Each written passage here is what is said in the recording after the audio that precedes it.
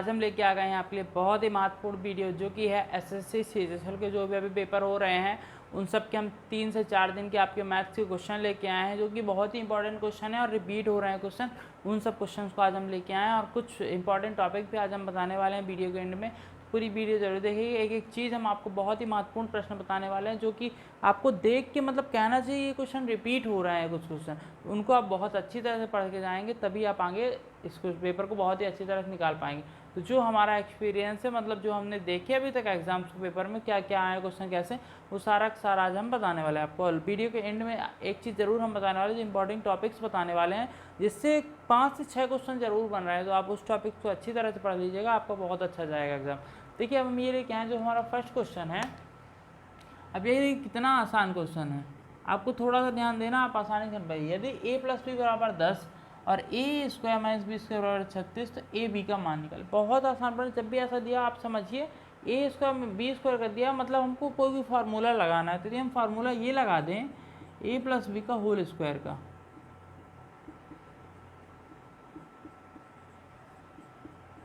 यदि हम ये फार्मूला लगा दें तो देखिए हमको इसकी वैल्यू दी हुई है, इसकी वैल्यू दी हुई है, इसकी हमको फाइंड करनी है ना।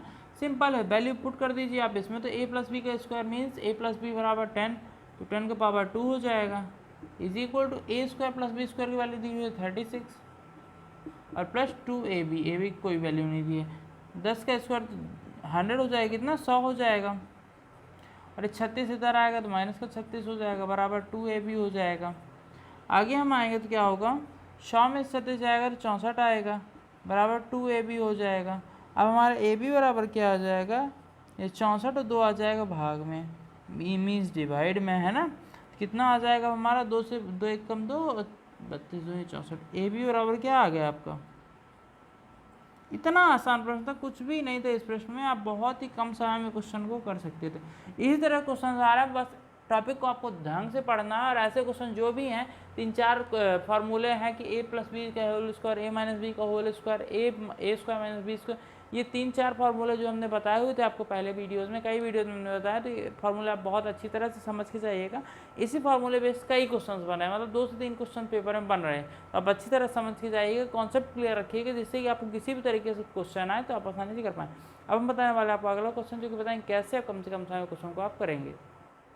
स्टूडेंट्स, जो भी प्रश्न हमारे आ रहे हैं वो सारे के सारे जो हमने प्रीवियस वीडियोस बनाए हुए हैं, फुल कॉन्सेप्ट बेस बनाए हुए हैं कि एक टॉपिक के जैसे पाइप और टंकी संबंधित प्रश्न आ रहे हैं और आपके रेलगाड़ी संबंधित प्रश्न, इन्हीं टॉपिक से रिलेटेड आपके आ रहे हैं। तो एक बार आप हमारी प्रीवियस वीडियो जरूर देखिए, उसमें आपको काफ़ी कुछ समझ में आएगा, एग्जाम के लिए आपको तैयारी मिलेगा। और हम हर वीडियो में कुछ ना कुछ आपके लिए खास बता दें, बहुत ही इंपॉर्टेंट, जैसे कि आज बता रहे हैं, जितने भी क्वेश्चन बता रहे हैं, आप यदि जाएंगे पेपर में हमारे वीडियो देख के जा रहे हैं और यदि क्वेश्चन आते हैं उस टाइप के, तो आप एक बार कमेंट में जरूर बताइएगा कि आपकी वीडियो हमने देखी तो उससे हमको फायदा मिलेगा। तो आप कमेंट में जरूर बताइएगा, जिससे कि हमको प्रोत्साहन मिलेगा और हम भी आपके लिए और मेहनत करेंगे। तो देखिए हमारे अगला क्वेश्चन है, और बहुत ही आसान, कुछ भी नहीं था, बेसिक क्वेश्चन था, है ना। और ये हमारा 7 अगस्त का पेपर है ना, पेपर का क्वेश्चन है, बहुत ही ईजी प्रश्न।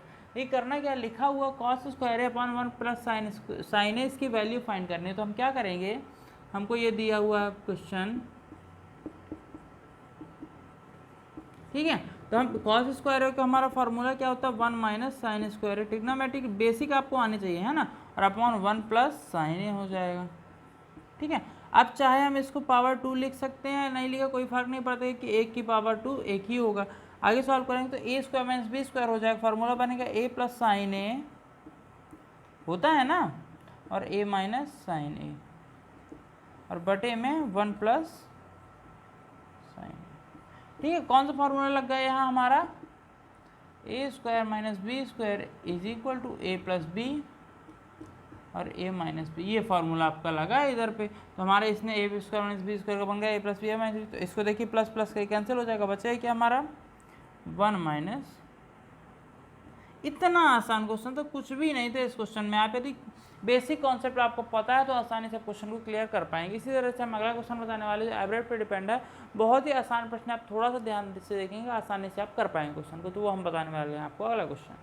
स्टूडेंट्स, ये हमारा अगला प्रश्न बहुत ही आसान प्रश्न है, आप थोड़ा सा ध्यान से देखेंगे आसानी से बन जाएगा। जैसे कि हमने बताया था अभी आपको कि हम एवरेज बेस्ड क्वेश्चन लेके आने वाले, बहुत ही आसान प्रश्न। देखिए आपको करना क्या है, हमने जब भी आपको क्वेश्चन करवाएं एवरेज बेस, हमें एक चीज़ आपको बताइए कि आपको जब भी ऐसा दिया रहा है कि बोला 15 संख्याओं का औसत 23 है, तो हमको संख्याओं का योग निकालना है, क्योंकि हमको पता है कि जो हमारा औसत होता है और संख्या होती है उनका गुणा हमारा योग होता है। तो हम योग कैसे निकालेंगे, संख्याओं का योग बराबर हो जाएगा हमारा 15 गुणे 23, ठीक है। ये हो जाएगा 15 से 45, बचेगा 4 हमारा, 15 दूनी 30, 4 34, ये हो जाएगा योग आपका। क्लियर। आप केवल यदि प्रत्येक संख्या में 3 की वृद्धि की जाए, तो प्रत्येक संख्या में 3 की वृद्धि करेंगे तो मतलब 15 संख्याओं में 3 की वृद्धि करेंगे, 15 45 हो जाएगा। टोटल कितना हो जाएगा, 5 दूनी 10, 4 दूनी 8, 1 9 और 3 390 होगा। इसका औसत निकाल लेना हमको, सिंपल, बहुत आसान प्रश्न था, है ना, आसानी से आप कर सकते थे। औसत कैसे निकालते, संख्याओं का योग बटे संख्या की नंबर है ना, जो भी जितने संख्याएं हैं वो, तो 15 दूनी 30 और ये आ जाएगा हमारा क्या, 15 छक्का 90, क्या आएगा 26 हमारा औसत होगा। इतना आसान प्रश्न था, कुछ भी नहीं था, आप देखते इसका आंसर कर सकते थे, मतलब 3 ही स्टेप में था और बहुत ही ईजी प्रश्न, आप आसानी से कर सकते थे। अब हम बताने वाले आपको अगला क्वेश्चन, जो कि बताएंगे कैसे आप कम से कम क्वेश्चन को आप करेंगे। स्टूडेंट्स, अब हम बताने वाले एक बहुत ही अच्छा प्रश्न, चक्रवृद्धि ब्याज पर आधारित प्रश्न, और हमने इसका फुल कॉन्सेप्ट के साथ एक वीडियो डाला हुआ है। साधारण ब्याज और चक्रवृद्धि ब्याज में डिफरेंस क्या है, किस तरीके से हम आसान तरीके से फाइंड कर सकते हैं, क्या कॉन्सेप्ट लगता है, वो सारी चीज़ें हमने एक वीडियो में आपको क्लियर की हुई है। आप पूरी वीडियो हमारी ज़रूरत है कि हम लास्ट में एक अच्छी चीज़ बताने वाले हैं, जो कि जो भी एग्जाम देने वाले हैं SSC SSL का, उनके लिए बहुत मददगार साबित हो सकती है। देखिए क्या है, क्या इसमें चक्रवृद्धि ब्याज में होता क्या हम, है ना, आप चक्रवृद्धि ब्याज में आप समझिए कि चक्र लिखा है, चक्र मीन्स ये हमारा चक्र हो गया, हमने उसमें भी ऐसे समझाया था, तो उसमें और हमने अच्छी तरह समझाया था, ठीक है। ये चक्र हो गया आपका। बोल क्या रहा है कि 1000 रुपये पर चक्रवृद्धि ब्याज, तो आप मान लीजिए 1000 रुपये हमारा ये है, ठीक है, 1000 रुपये।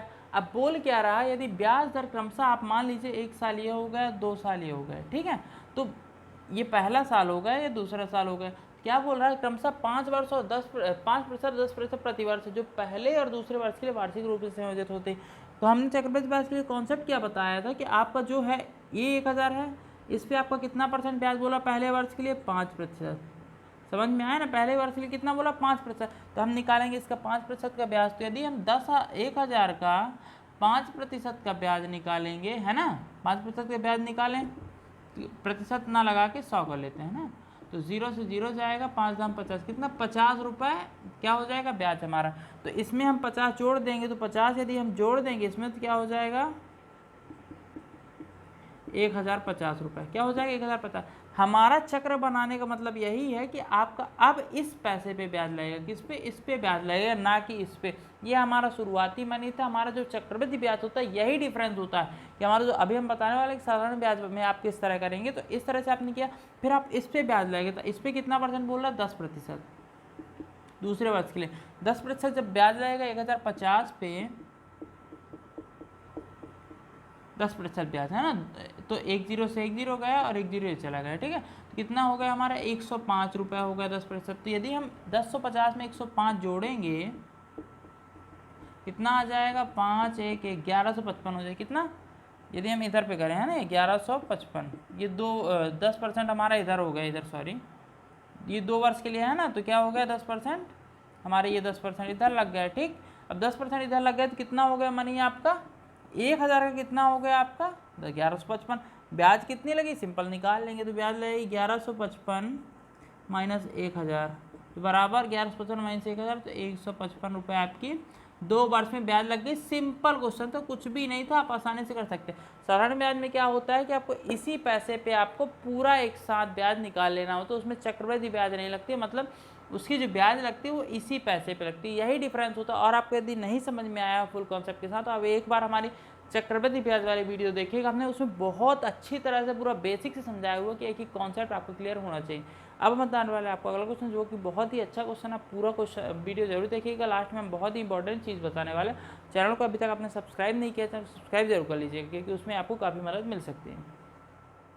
स्टूडेंट्स, से आज की वीडियो का हमारा अंतिम प्रश्न, बहुत ही महत्वपूर्ण प्रश्न है, और ऐसे कई क्वेश्चन रिपीट हो रहे हैं, थोड़ा सा आपको ध्यान लगाना और आसानी से आप कर सकते हैं। ऐसे क्वेश्चंस में करना क्या होता है, जो भी हमने अभी लिखा हुआ है, करना क्या होता है, इसमें खुद से आपको कुछ वैल्यू माननी होती है। देखिए जैसे कि हम मान लें इसका तो क्या दिया हुआ है, आप इसको समझिए कि सॉल्यूशन समझिए, है ना, क्या लिखा हुआ है कि यदि बी सी से 24% अधिक है, तो हम मान लेते हैं 3 वैल्यू हैं हमारी ए बी सी, ठीक है। तो बी सी से 24% अधिक है, सी हम मान लेते हैं 100, तो 24% अधिक कितना हो जाएगा, 124 हमारा बी हो जाएगा। फिर क्या, और ए बी का 40% मतलब ए बी का 40%, मतलब एक 40% कैसे निकालते हैं, गुणे 40/100 इस तरह से, है ना।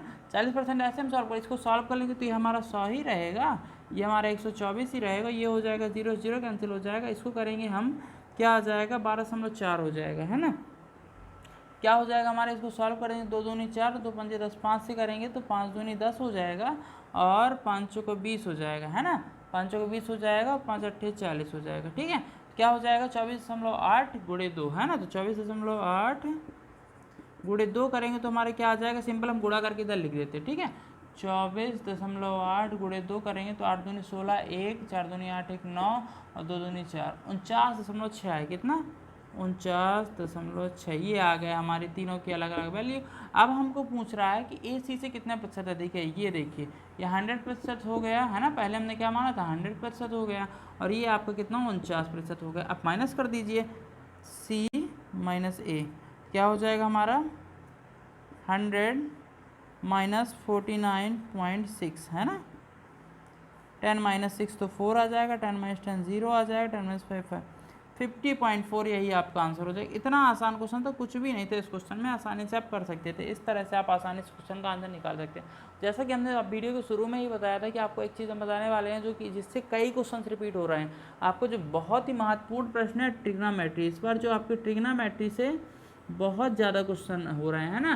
ट्रिग्नोमेट्री मतलब त्रिकोणमिति का अच्छी तरह से कॉन्सेप्ट, और इतने कठिन भी नहीं, बेसिक्स क्वेश्चन आ रहे हैं। यदि उस टॉपिक को आप पढ़ के जाते हैं, आपको 5 से 6 क्वेश्चन होने के बहुत अधिक चांस हो जाते हैं। आप बहुत, यही महत्वपूर्ण हमारी खबर थी कि आप जरूर ये पढ़ के जाइए, ट्रिग्नोमेट्री अच्छी तरह से कॉन्सेप्ट क्लियर करके जाइएगा।